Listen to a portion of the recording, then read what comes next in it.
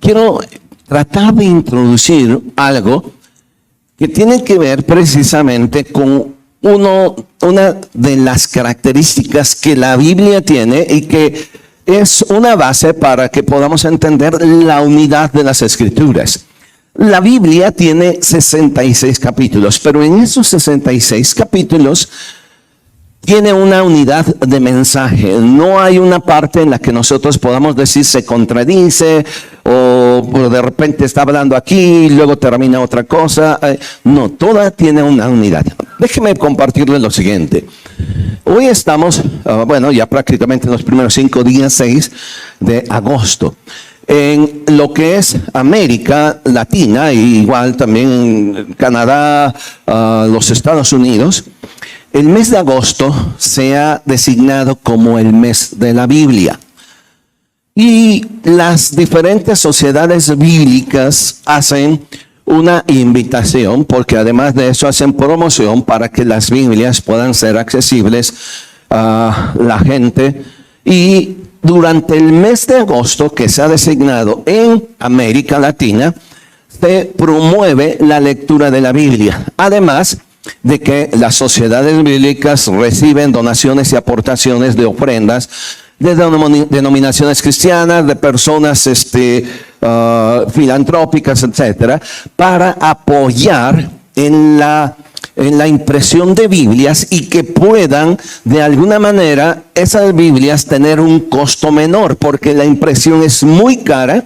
Entonces las Biblias que produce la sociedad bíblica son Biblias de un costo menor, y la idea es también hacer accesible para que la Biblia se pueda distribuir en otros lugares y lo puedan tener misioneros para poder repartir y compartir el Evangelio. Así que todo el mes de agosto es el mes que se denomina de la Biblia.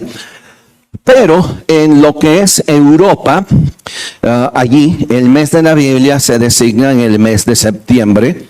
Y es interesante porque de igual manera tiene el mismo objetivo de poder hacer que la Biblia dale un empuje a lo que nosotros conocemos como Biblia. Mire, si usted tiene una Biblia física como esta, porque regularmente a veces tenemos en nuestro celular y todos lo tienen ahí, déjeme explicarle un poquitito acerca de esto para tener una idea del valor que usted y yo tenemos aquí, en este libro.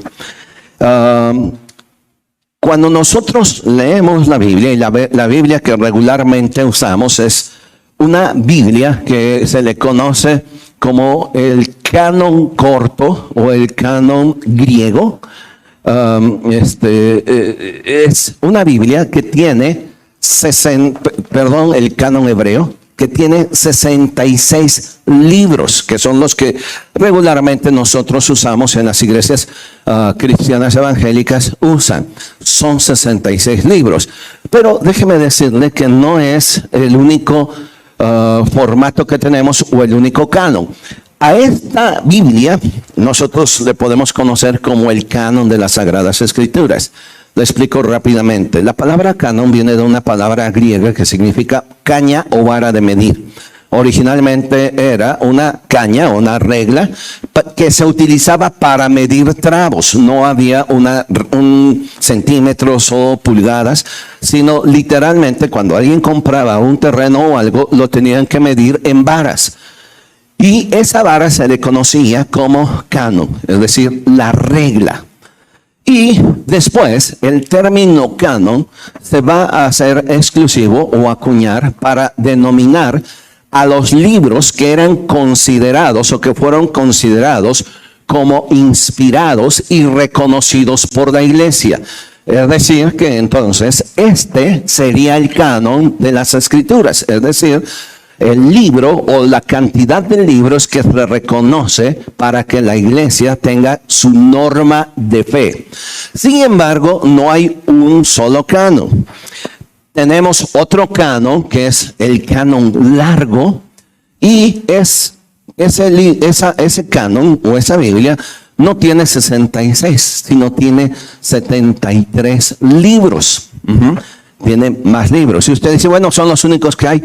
No, si usted iría a Europa, especialmente a algunas denominaciones cristianas que son ortodoxas, usted va a encontrar que el canon o la Biblia que ellos usan no tiene 66, no tiene 73, algunos tienen 80 y 84 libros. Es decir, tienen más libros de los que nosotros tenemos aquí. Y para ellos es un canon, y para ellos es la norma de fe que ellos usan para dirigirse, predicar y tener la regla para vivir como iglesia. Y esas son algunas denominaciones, vuelvo a repetir, de origen ortodoxo, como la iglesia griega, la iglesia rusa. Varían sus cánones, varían la cantidad de libros que ellos tienen. Por ejemplo, uno de los libros que está incluido en ese canon largo en ese canon no largo, sino más extenso, es el libro de Enoch. Es el libro que se menciona en Judas y que de repente es un poco polémico, porque ese libro de Enoch es un libro no solo deuterocanónico, sino ese sí se le considera como apócrifo. Le explico rápido. Es decir, el autor que dicen que escribió este libro habría sido Enoch, aquel que se menciona en el libro de Génesis, que caminó con Dios y Dios se lo llevó. Entonces, la paternidad literaria de ese libro de Enoch se le da a este libro precisamente por ese Enoch. Ahora, no quiero ahondar más en esto. Lo que yo quiero explicar que, de todos modos, si usted en esta mañana me preguntara, bueno, entonces, ¿cuál es verdadero? ¿Cuál es la Biblia correcta? Las tres. ¿Por qué? Y si usted me dice, bueno, ¿cuál es la que voy a leer? La que usted tiene en casa. Si usted me dijera, ¿y por qué no la de 84? Le voy a dar la respuesta más sencilla. ¿Por qué? Porque muchos de los que estamos aquí no hemos sido capaces de leer 66 libros. Yo quiero preguntarle, ¿leería 84?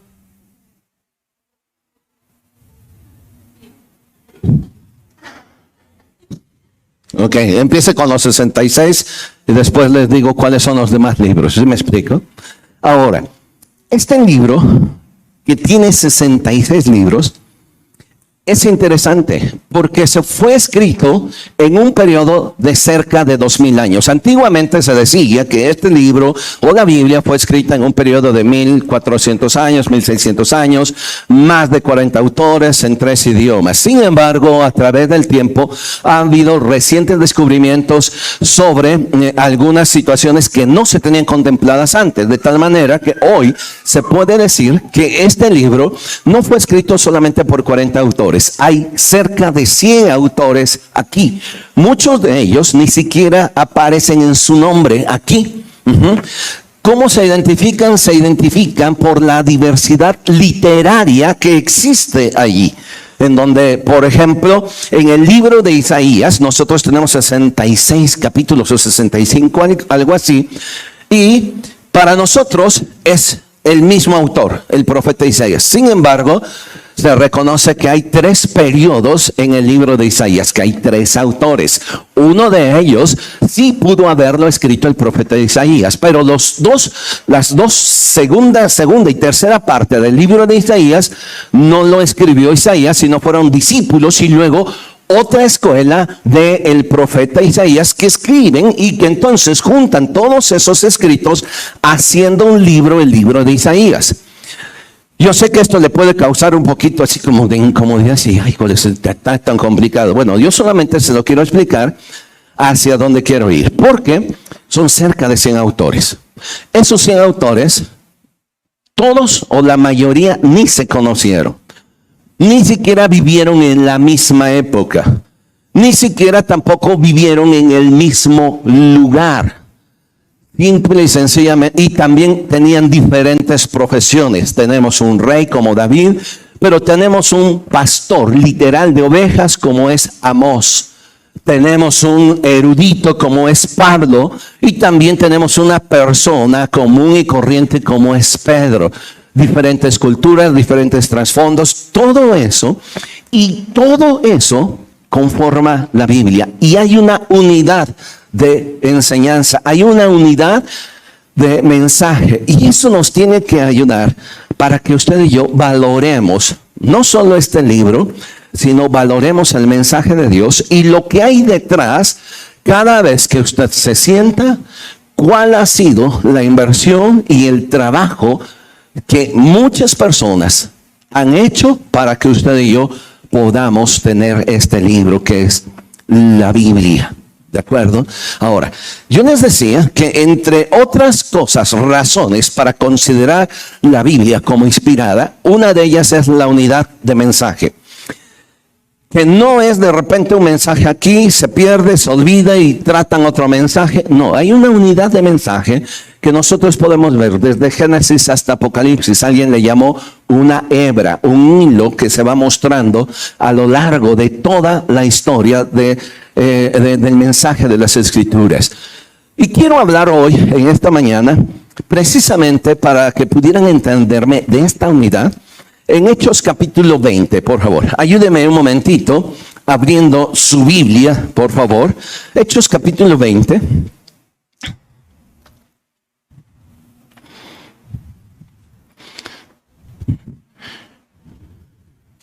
Y vamos con lo siguiente, miren. En Hechos nosotros encontramos 3 viajes misioneros que el apóstol Pablo hizo. Esos viajes misioneros saliendo desde lo que es la región, porque no regularmente salió de Jerusalén, una vez salió de Antioquía. Hizo el apóstol Pablo 3 viajes misioneros para llevar el evangelio hacia el otro lado del mundo. En este caso, la primera sección era el Asia Menor. Y en esa Asia Menor es donde empieza a predicar y están las iglesias de Éfeso, Esmirna, Pérgamo, Tiatira, Sardis, Filadelfia, Laodicea, etc. Pero en la medida en que el apóstol Pablo va avanzando, va haciendo otro viaje, hasta que el último, aunque no es considerado un viaje misionero como tal, sino sería ahora el último viaje que Pablo hace ahora encarcelado, donde es llevado de Jerusalén hacia Roma. En el tercer viaje hay algo muy interesante. Cuando Pablo iba y regresaba, no regresaba así de vacío.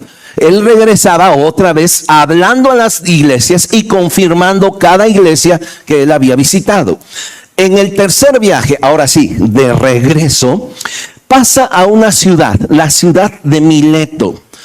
Y entonces Pablo sabía que le quedaban pocos días de vida y que iba de ahí en adelante iba a tener literalmente un vía crucis en su vida personal y como misionero. Así que reúne a un grupo de líderes o ancianos de las diferentes iglesias en la ciudad de Mileto. Ahora, acompáñenme por favor, quiero que vean lo que les dice Pablo a este grupo de personas en Mileto, en Hechos capítulo 20, versículo 22.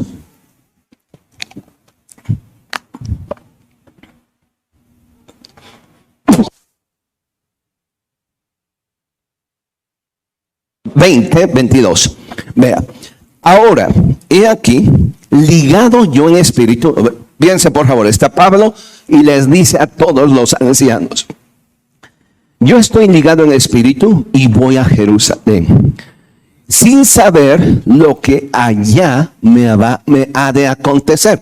Recuerden, va de regreso en su tercer viaje. ¿Me estoy explicando? O sea, ya llegó a Macedonia. Macedonia era la región de Grecia. Ya había predicado allí y ahora va de regreso de ese tercer viaje. Y entonces les dice: yo voy a Jerusalén. No sé lo que me va a pasar de aquí a Jerusalén, pero, versículo 23, salvo que el Espíritu por todas las ciudades me da testimonio diciendo que me esperan prisiones y tribulaciones. De eso estaba seguro Pablo. Ahora, sabiendo eso, sabiendo que de allí en adelante la vida iba a ser más crítica para él, vea lo que Pablo establece en su vida. Pero de ninguna cosa hago caso, ni estimo preciosa mi vida para mí mismo, con tal que acabe mi carrera con gozo y el ministerio que recibí del Señor Jesús para dar testimonio del evangelio de la gracia de Dios. ¿Lo observa? ¿Qué es lo que está haciendo Pablo aquí? Lo que está haciendo es proponiéndose una meta, proponiéndose un objetivo, poniendo delante de él en su vida un propósito. ¿Qué tan importante es para cada uno de nosotros que tengamos propósitos en nuestra vida? Quien no tiene propósitos, quien no tiene objetivos, quien no sabe hacia dónde quiere llegar, no va a llegar a ningún lado. Y eso es bien importante. Ustedes han escuchado de Arnold Schwarzenegger, fisicoculturista, Mr. Universo, 7 veces Mr. Olympia, de origen austriaco. Lo último quizás podemos ver en él, que fue el gobernador del estado de California, si lo han oído. De hecho se le llamó el Gobernator porque fue el Terminator. Arnold Schwarzenegger, él es de origen austriaco. En una conferencia que él estaba dando, él decía lo siguiente a un grupo de jóvenes. Y él les decía: toda persona que no tiene objetivos en la vida no va a llegar a ningún lado y va a terminar fracasada. Yo, decía Arnold, a los 11 años de edad, viviendo en un pueblo en Austria sin mucha visión, mis padres querían que yo me quedara a vivir allí, que yo fuera granjero, porque a eso se dedicaba mi familia. Mi padre era policía, él quería que yo fuera policía, que yo me casara en el pueblo y allí viviera el resto de mi vida. Pero un día, yo por casualidad, él dice, encontré una revista de fisicoculturismo. En esa revista vi al Mr. México, al Mr. Universo, Par, creo que se llamaba.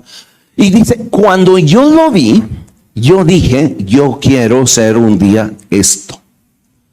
Y desde los 11 años, yo me propuse una meta de ser el número 1 en el mundo como lo era él. Así que por años yo estuve trabajando, luchando, no solo para tener este cuerpo, sino para salir de mi pueblo, llegar a los Estados Unidos como inmigrante, escalar, luchar y pelear como inmigrante para poder llegar a una meta. Y les decía, chavos o gente, si tú no tienes una meta en tu vida, es como si tú te subieras a un avión, el mejor avión que tuvieras, y no hubiera piloto. Tú te vas a estancar allí, porque no vas a ir a ningún lado. Los objetivos en nuestra vida son tan importantes, porque no solamente nos animan a trabajar diariamente para eso, sino nos muestran el camino hacia donde nosotros querramos llegar. Y podemos tener infinidad de obstáculos atrás o delante o a un lado, pero cuando usted y yo nos proponemos una meta, tarde o temprano la vamos a conquistar.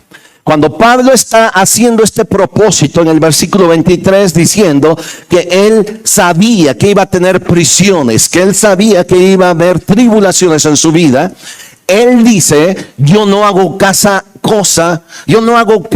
de todo esto, porque yo quiero terminar mi carrera.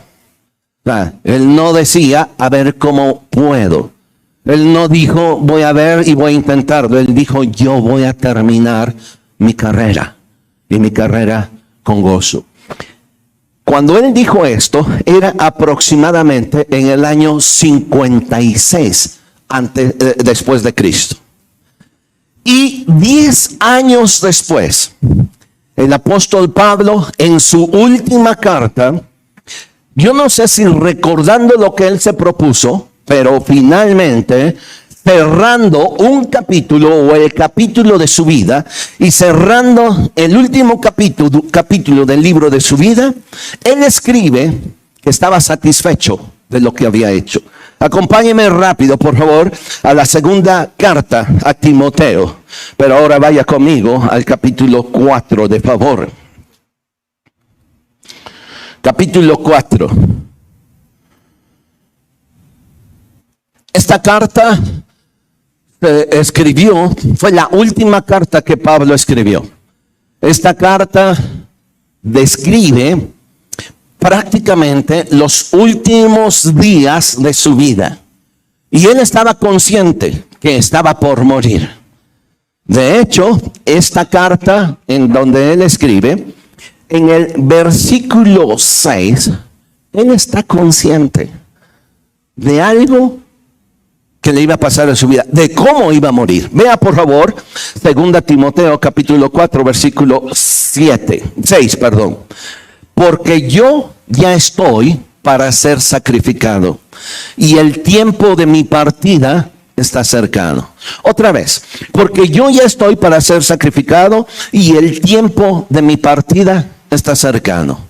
Mire, Pablo sabía, de hecho, él había llegado a Roma preso, o sea, no había llegado ni de vacaciones, ni tampoco había llegado para predicar el evangelio como primera instancia. Él había llegado preso, pero él no desaprovechó ninguna oportunidad para poder predicar el evangelio. Así que cuando llega a Roma, él sabía que iba a morir porque de alguna manera había desafiado al imperio, y el imperio había dictado que él muriera. Pero la muerte de Pablo, aunque la Biblia no dice cómo, se dice que Pablo murió decapitado, le cortaron la cabeza.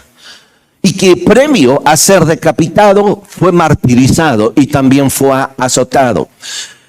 Se dice que el cuerpo literal de Pablo era una persona de no más de unos 50 de estatura, era muy bajito de estatura. Se dice que era flaco, que hasta se le contaban las costillas. Pelón, era con una nariz muy fea, larga. En otras palabras, dice que no era nada agradable, no era tipo el Pablo. Y él murió aproximadamente entre 61 y 68 años. En otras palabras, Pablo no muere viejo, o sea, prácticamente era un adulto joven, ¿sí? Así que en esa situación Pablo sabe cómo iba a morir, y él sabía de tal manera que él en el versículo 6 dice que iba a ser sacrificado.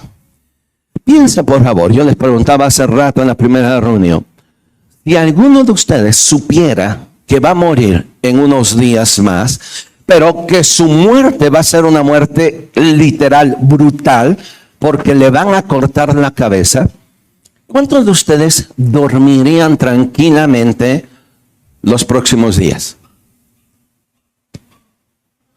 ¿Estaría tranquilo?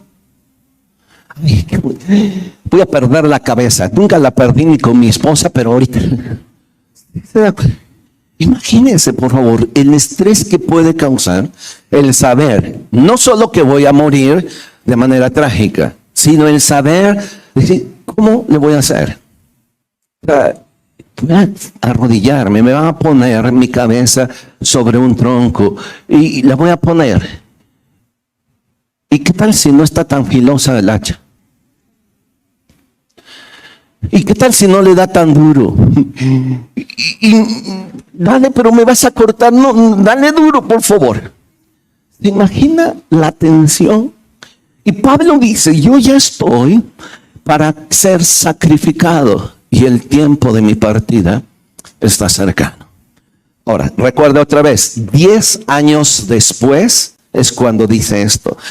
10 años atrás dijo, de ninguna cosa hago caso, ni estimo preciosa mi vida con tal que acabe mi carrera con gozo. Ahora, 10 años después, le llega la noticia a Pablo, ¿sabes qué? En 2 meses vas a ser decapitado. Pero antes de ser decapitado, te vamos a azotar y vas a ser martirizado. ¿Cuál sería el estado de ánimo de nosotros? Pablo termina sus días con una gran satisfacción de haber cumplido su propósito. Y ese haber cumplido su propósito tiene que ver con tres cosas. Vean el versículo 7. He peleado la buena batalla. He acabado la carrera. He guardado la fe. Por lo demás me está guardada la corona de justicia, la cual me dará el Señor, juez justo, en aquel día. Y no solo a mí, sino también a todos los que aman su venida. ¿Cómo terminar nuestra vida y terminarla bien? Hechos 20:24. De ninguna cosa hago caso ni estimo preciosa mi vida para mí mismo, con tal que acabe mi carrera, pero no termina allí, con gozo. El punto no es terminar, porque todos nosotros vamos a terminar. El punto es cómo llegamos al último día de nuestra vida. Cómo llegamos al cierre del libro de la historia de nuestra vida.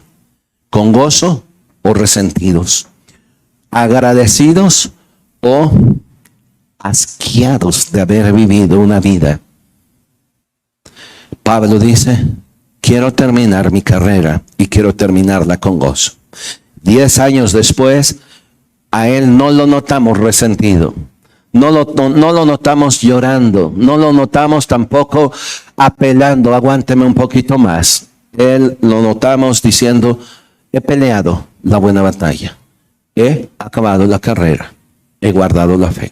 Ahora, ¿cómo terminar bien? Aquí encontramos tres cosas. Pablo en el versículo 7 hace alusión a tres figuras que son importantes. Hace alusión a un gladiador peleando o luchando o teniendo una batalla. Hace alusión también a un corredor de carreras. Hace alusión ahora también al juramento que se prestaba en los Juegos Olímpicos. Así que en el versículo 7, donde dice he peleado la buena batalla, he acabado la carrera y he guardado la fe, lo que hace Pablo es usar la figura de los Juegos Olímpicos de su tiempo. Figura número 1, un gladiador en una batalla. La figura número 2 es un corredor corriendo. Y la tercera tiene que ver con el prestar el juramento para hacer las cosas de manera correcta. Permítame, por favor, rápido compartir estas tres cosas que creo que nos pueden ayudar para que usted y yo nos pongamos un objetivo en la vida. Vuelvo a repetir, si usted y yo no tenemos objetivos en la vida, si yo le digo qué quiere hacer mañana, pasado, qué va a hacer, y me dice, pues en eso estoy pensándolo, lo que está haciendo es perder el tiempo. Pablo, imagínense, él termina diciendo, he peleado la buena batalla, he acabado la carrera, he guardado la fe. Ahora está viendo de manera retrospectiva hacia atrás, diciendo, hace 10 años yo me propuse terminar esto y hoy he peleado esa batalla, así que ya la terminé. La primera cosa que Pablo usa aquí es una pelea en la vida de un gladiador. Es una batalla que se tenía que hacer. Cuando estaban los Juegos Olímpicos había la lucha libre, o también en Roma la lucha grecorromana, y se enfrentaban dos gladiadores para pelear entre ellos y vencer. La palabra que Pablo usa aquí, donde dice he peleado, la primera cosa es llamar la atención a lo siguiente. Esta pelea tiene que ver con una lucha encarnizada, con compromiso. La palabra que se usa es agonizomai. Y de allí viene la palabra agonía.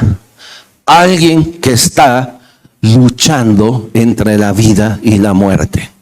Y cuando Pablo dice que él está batallando, que él se propuso batallar y pelear, su propuesta que él tuvo es luchar hasta la muerte. Dar el 100% en esa batalla. Cuando dos gladiadores se enfrentaban en la arena, ellos sabían que uno de ellos era el único que podía salir con vida. Así que los dos llegaban para vencer, no para ver si podían pelear. Así que aunque estuviera uno u otro, mayor o menor, el propósito de ellos era: voy a salir de este lugar. Eso era agonía. Es luchar de manera agónica. Es luchar hasta la muerte, sabiendo que aquí no hay tregua, sabiendo que no hay un round 1, no hay un round 2, que no hay a lo mejor ni siquiera descanso entre round y round, sino desde el momento en que yo me enfrento en esta batalla, en esta lucha, yo voy a dar el 100%. Y Pablo dice: he peleado esa batalla. Pero aquí hay otra cosa muy interesante que quiero llamar su atención, donde dice: he peleado, y si ustedes ven, dice lo siguiente: la buena batalla. Déjeme decirle lo siguiente: en nuestra vida, ustedes y yo enfrentamos batallas diarias, luchas diarias. Aquí el punto es saber escoger nuestras batallas. No es nada más pelear por pelear. Aquí el punto es escoger la batalla por la que nosotros vamos a invertir nuestro tiempo, nuestro talento, nuestra energía, todo lo que tenemos, porque sabemos que esa batalla vale la pena. Pero ¿sabe qué es lo que pasa en nuestra vida desafortunadamente? Que muchas veces nosotros tenemos batallitas, pleititos ahí. Y esos pleititos que vamos teniendo en nuestra vida cotidiana nos van minando, nos van amargando, nos van haciendo, inyectando una decepción de la vida. Porque estamos peleando aquí. Son 20 pleititos que nosotros tenemos y no llegamos a ningún lado. Pablo dijo: de entre todas las batallas que yo pude haber elegido, yo elegí la buena batalla, la única, la que valía la pena. Y lo que usted y yo tenemos que aprender en la vida para terminar bien es precisamente eso: elegir nuestras batallas. Ahora, esta expresión de elegir nuestras batallas no es nueva. Allá por el siglo IV, V antes de Cristo, había un general chino, el general Sun Tzu. Este era un general, era un estratega militar, filósofo de la antigua China. A él se le atribuye el libro El arte de la guerra, si ustedes lo han visto en alguna ocasión. Bueno, lo que él hizo es decir que no cualquiera puede ir a la batalla, sino que tiene que haber una estrategia para pelear y para batallar. Por eso se le llama el arte de la guerra. No es nada más me existe y vamos a pelear. No. Tiene que haber una estrategia. Y él menciona por lo menos 10 estrategias en este libro que por ya más de 2000 años, 2500 años, todavía se sigue editando. Y él menciona unas 10 estrategias. Pero la primera cosa que pone como prioridad es la siguiente: escoge tu guerra. No pelees todas las batallas. Sé cuidadoso en elegir tu batalla. Y déjeme decirle que eso es lo que usted y yo debemos hacer. Cuando no elegimos nuestra batalla, terminamos hasta agotados. ¿Hay aquí matrimonios? A ver, ¿cuántos matrimonios hay aquí? Ok, bueno. Gracias. No les voy a pedir que levanten su mano, pero ¿alguna vez en la vida ustedes se han peleado por una tontería?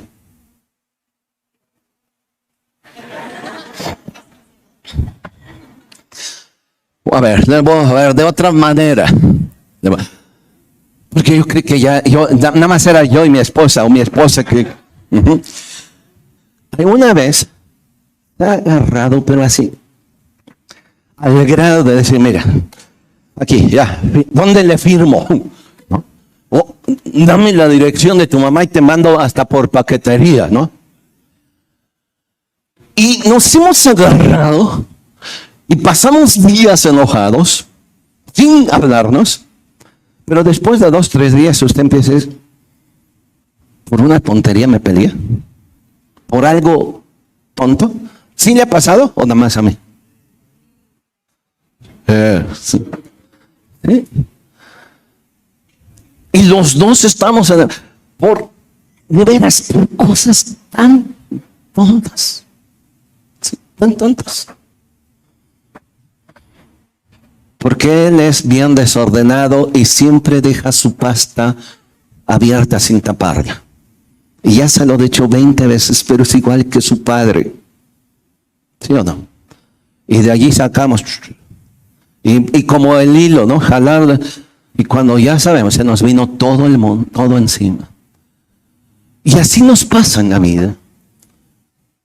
No elegimos nuestras batallas. Nos enfrascamos y nos enganchamos de cualquier pleitito ahí, en vez de pasar por alto la ofensa. Ahora, estamos aquí hablando de situaciones de relación, pero quiero que piense, por favor, que finalmente en nuestra vida precisamente tiene que ver eso. Escoger lo que realmente va a hacer que usted y yo invirtamos nuestra energía, nuestra capacidad, nuestro talento, y inviértelo. Todo. Pero cuando usted y yo tomamos uno, otro y otro, finalmente terminamos, como vuelvo a repetir, hastiados. Mire, el apóstol Pablo, en Filipenses capítulo 3, en el versículo 17, Filipenses capítulo 3, si nada más se regresa tantito, en el versículo 7, perdón, 3:7. Vean lo que Pablo se propuso. Ser excesivamente cuidadoso de que todo lo que no valiera la pena, o aún de escoger lo mejor de entre lo bueno. A veces el obstáculo más grande para poder ser exitoso no es que estemos haciendo las cosas bien. Ese es el problema. Que estamos haciendo las cosas bien, pero no nos esforzamos por las cosas que debemos hacer mejor.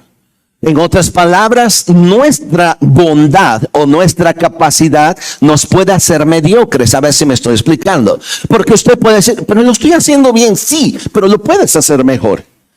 Pero entonces, ¿qué hago con esto que es bueno? Fíjense lo que dice Pablo aquí en el versículo 7, Filipenses 3:7. Pero cuantas cosas eran para mí ganancia, las he estimado como pérdida por amor de Cristo. Lo que yo antes consideraba bueno, importante, que valía la pena, que esto es ganancia, llegó a un punto que dice Pablo, ahora he descubierto que eso no es tan importante como lo que yo debo hacer. Así que eso que antes era bueno para mí, vea lo que dice en el versículo 8, dice, y ciertamente aún estimo todas las cosas como pérdida por la excelencia del conocimiento de Cristo Jesús, mi Señor, por amor del cual lo he perdido todo y lo tengo por basura para ganar a Cristo. La palabra basura se puede traducir como estiércol. Es fuerte la palabra, porque no es un papelito por ahí. Así que Pablo dice, si había algo que para mí era ganancia, si había algo que para mí era importante, ahora encontré algo que es más importante. Así que esto que era bueno, lo tengo como basura, porque yo quiero lo mejor. Escoge tus batallas, escoge lo mejor. No te concretes solamente con lo mínimo, con el 50 por el 60. Pégale al 100. Porque si tú no le vas a pegar al 100, nunca vas a llegar a ningún lado. Escoge tu batalla, escoge la buena batalla. Y aunque haya cosas buenas aquí, hazlas a un lado, porque no valen la pena. En otras palabras, nosotros tenemos que hacer una diferencia entre dos cosas: lo esencial y lo importante. ¿Es importante esto? Sí. ¿Es esencial? A lo mejor no. Así que entre lo esencial y lo importante que usted está haciendo hoy, trabajando, los chavos estudiando, buscando un trabajo, lo que tú estás haciendo hoy, procura hacer la diferencia. ¿Es importante esto? Sí. ¿Crees que haya algo que sea más importante, que sea indispensable y esencial? Si tu respuesta es sí, deja esto y lucha por lo esencial. Escoge tu batalla. Escoge lo mejor. ¿Me estoy explicando? La buena batalla. La primera imagen que Pablo usa es un gladiador.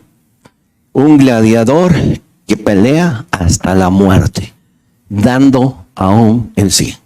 Pero también ese gladiador que sabe escoger sus batallas y que no se enfrasca en tontería y media, porque nosotros nos enfrascamos mucho en ello. La segunda imagen que usa Pablo aquí está allí. He peleado la buena batalla. 4:7. He peleado la buena batalla. 2. He acabado la carrera. La segunda figura que aquí el apóstol Pablo usa es la figura de un corredor. Y aunque parece pleonasmo, el corredor está para correr y terminar su carrera. Lo que aquí habla es de este corredor que se comprometió a terminar su carrera. He peleado la buena batalla, he acabado la carrera. ¿Qué es esto? Esto significa constancia, continuidad. ¿Sabe que los seres humanos por naturaleza somos inconstantes? Empezamos algo y no lo terminamos. Prometió algo y se le olvidó 2, 3 meses, no sé.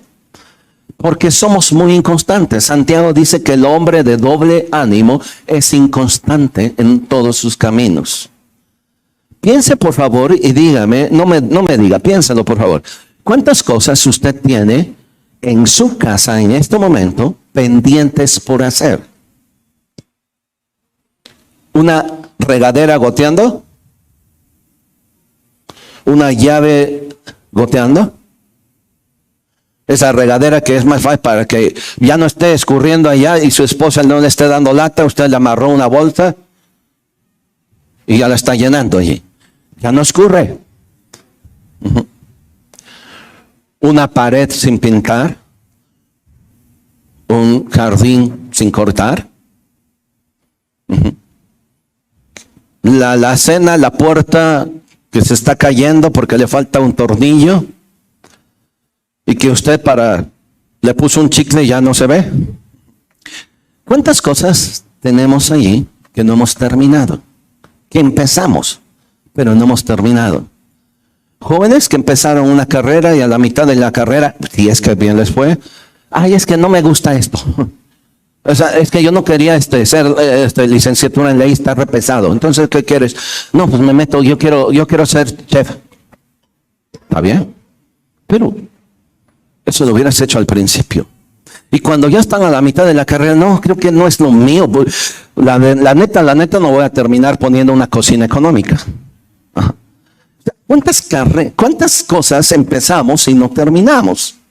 Y la segunda cosa que Pablo dice es que él había terminado la carrera, la había acabado. Él se propuso y terminó esa carrera. Y eso es constancia. Fíjese que no es fácil, ni la vida cristiana ni la vida es fácil. Hoy estamos en una sociedad en que queremos las cosas ya, hoy y ahora, de la inmediatez. Todo lo queremos rápido. Y nos desespera esperar. Nos desespera tomar tiempo. Queremos ser ricos de la noche a la mañana. Pone un negocio y quiere que al siguiente mes usted ya tenga todo. Ya quiero poner sucursales. Queremos todo rápido, inmediato. Cuando un corredor tiene que ir pacientemente. Sin que pierda este pasaje, vea por favor Hebreos capítulo 12, versículo 1 y 2. En Hebreos 12, versículo 1 y 2. Dice el escritor de Hebreos, pues por tanto nosotros también, teniendo en alrededor nuestro tan grande nube de testigos, despojémonos de todo peso de pecado que nos asedia y corramos con paciencia la carrera que tenemos por delante. La carrera por la vida se corre pacientemente, no es de un día para otro. Y muchas veces en esa carrera podemos caernos. ¿Cuántos de ustedes ¿Cuántos hemos visto, especialmente en las Olimpiadas, esas situaciones interesantes, estresantes, en que en la carrera de 100 metros, de repente salen los 10 corredores y a la mitad del camino, el que iba adelante, ¡pum!, tropieza, tiene un tirón y pierde todo y termina en el piso. Y el que iba hasta atrás quizás llega en primer lugar. ¿Qué es lo que pasa? Si usted ha visto, ¿qué es lo que pasa cuando alguien ha caído en una carrera así? ¿Qué hace? ¿Alguien ha visto? No, ya me voy a mi casa. Se levanta con mucho dolor, sigue en su carril y termina. Aunque 5 minutos después llegue, pero él quiere terminar. ¿Qué pasa con nuestra vida cristiana? ¿Qué pasa con esa inconstancia? Nos caemos, fracasamos, las cosas no salieron bien y aquí nos quedamos. ¿Y qué es lo que hacemos? Agarramos nuestros tiliches y le damos la media vuelta. ¿Sí o no? Y no decidimos levantarnos y decir, quiero terminar. Mire, Salmo número 37, versículo 24. Dice este pasaje, cuando el hombre cayere, no quedará postrado. ¿Sabe por qué? Porque Jehová sostiene su mano. No importa en qué tramo de la carrera te hayas caído.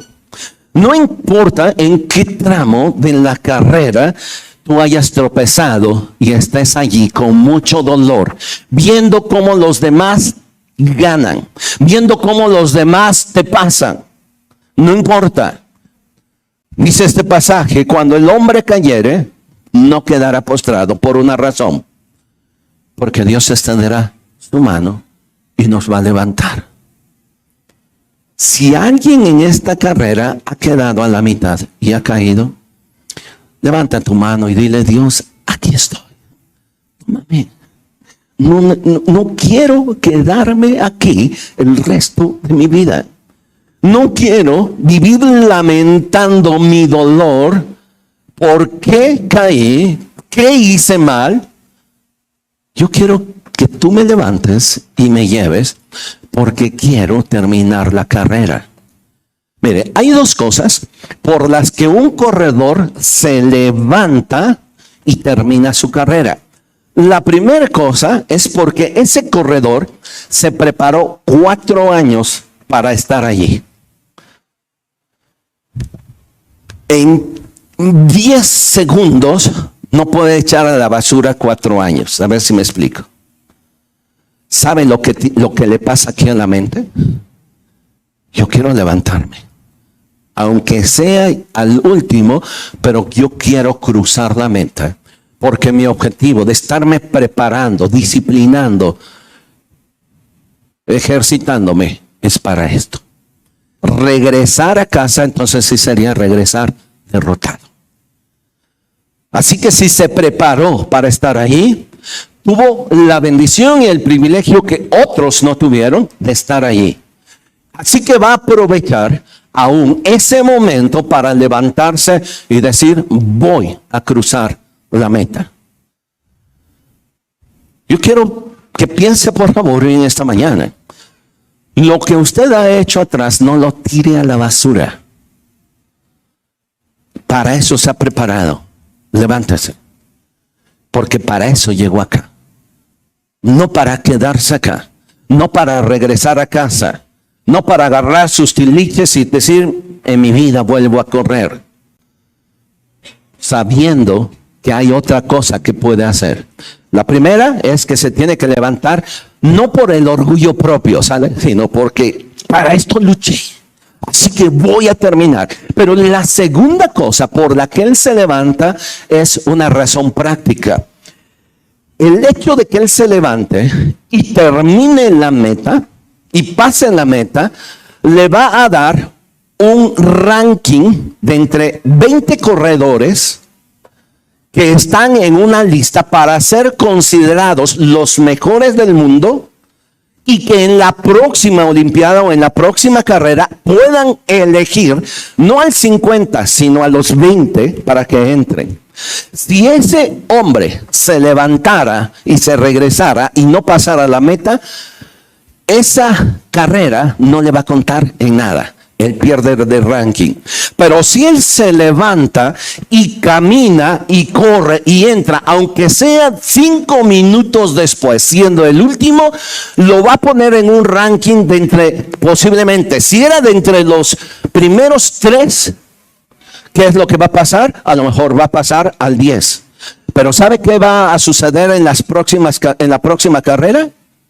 Va a considerarse a él como de entre los 10 prioridad, porque ya tiene un récord, ya tiene un historial. ¿Sabe qué es eso? Testimonio. Si usted y yo decidimos quedarnos abajo y no levantarnos, eso va a quedar en nuestra historial. No pudo, no lo consideres nunca más. Pero si aquel que se cayó se levantó, considéralo, dale tiempo que se recupere. Considéralo, porque se levantó. ¿Me están siguiendo? Nunca digas ya no. Levántate. Porque para eso llegaste acá.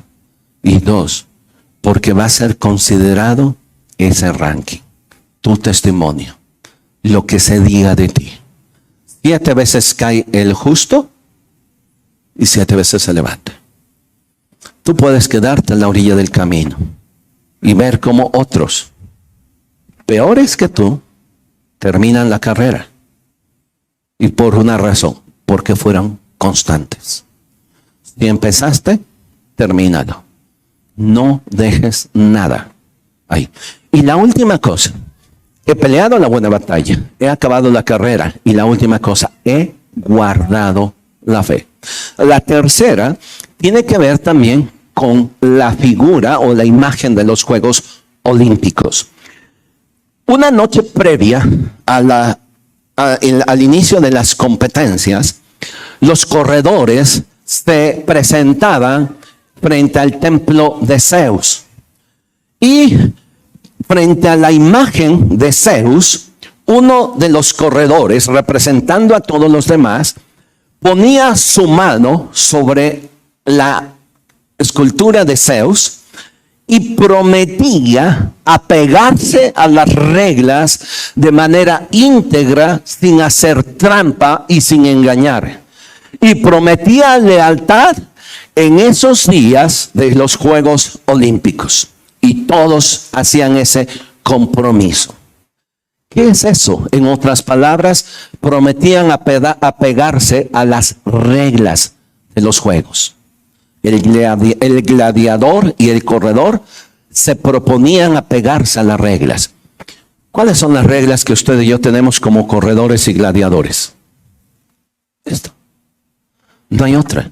No es su idea. No es un librito de moral o de ética. Estas son las reglas. De tal manera que Jesús dijo lo siguiente: ninguno que poniendo su mano en el arado y ve hacia atrás es digno de entrar al reino de los cielos o de ser mi discípulo. La tercera cosa, ¿quieres terminar la batalla bien? ¿Quieres correr y terminar? Apégate a las reglas. Pon tu mano en el arado. Proponte ser honesto en esta carrera. No hacer trampa alguna. Vivir honestamente, vivir íntegramente, haciendo de estos principios de Dios tus reglas. No como una orden que aplasta, sino como una ley que va a bendecir tu vida. La ley de Jehová es perfecta y que convierte al alma. El testimonio de Jehová es puro. Pon tu mano en el arado. Ve hacia adelante. Pelea la buena batalla. Escoge tus batallas. 2. Corre pero termino. Y si te has caído, levántate. No puedes regresar a casa, ahora sí, fracasado. Cierre sus ojos un momento, por favor. Estamos cerrando este tiempo y quienes nos siguieron en línea, gracias. Esperamos que este mensaje sea de bendición a su vida. Gracias. Ahora, los que estamos aquí, yo quiero pedirles algo. Sin que usted se ponga en pie, tampoco le voy a pedir que pase al frente. Solo le voy a pedir que allí en su lugar, si hay alguien que en esta carrera, por cualquier razón, lo que sea, haya tropezado y estés sentado en esta carrera, estés esperando a ver qué pasa, estés decidiendo regresarte, levantarte, no sé, estás indeciso ahí. Yo quiero invitarte a que en esta mañana tú levantes tu mano a Jesús y le digas, levántame. No quiero seguir aquí postrado. Quizá yo cometí el error y por eso estoy aquí. No le eches la culpa a nadie más. Tú oíste y permitiste algo en tu vida y por eso estamos ahí. Pero hoy yo quiero invitarte a que allí en tu lugar puedas decirle, Señor, toma mi mano. Porque tú levantas al caído, porque tú extiendes la mano del que ha caído. Y hoy reconozco que he caído. Yo te pido que tú tomes mi mano y me levantes. Te necesito, Jesús. Vuelvo a repetir, no voy a pedir ni hacer un llamado, pero si hay personas, ya sea en la fila derecha o izquierda, que hoy en esta mañana, joven, has claudicado, te has desanimado, no sé qué ha pasado en tu vida, pero hoy quieres decirle a Dios, quiero levantarme, quiero terminar mi carrera y terminarla bien. Y quiero levantarme y tómame. Padre, quiero poner en tus manos la vida de cada persona que está aquí. Hay quien en esta mañana necesita que tú extiendas tu mano de misericordia. Porque está postrado a la orilla del camino. Porque cree que ya no vale la pena levantarse y seguir. Ve cómo pasan los demás y a los demás a lo mejor les dice échale ganas. Pero él no se levanta. Yo quiero ponerlo en tus manos. Ya sea hombre o mujer, joven, adulto. Levanta tu iglesia. Levanta tu pueblo. Tómanos, Señor, hoy en esta mañana. Y toma la vida de cada persona que está aquí. Gracias, Jesús. Gracias. Les pido si nos podemos en pie un momento. Levantamos nuestras manos. Pablo dijo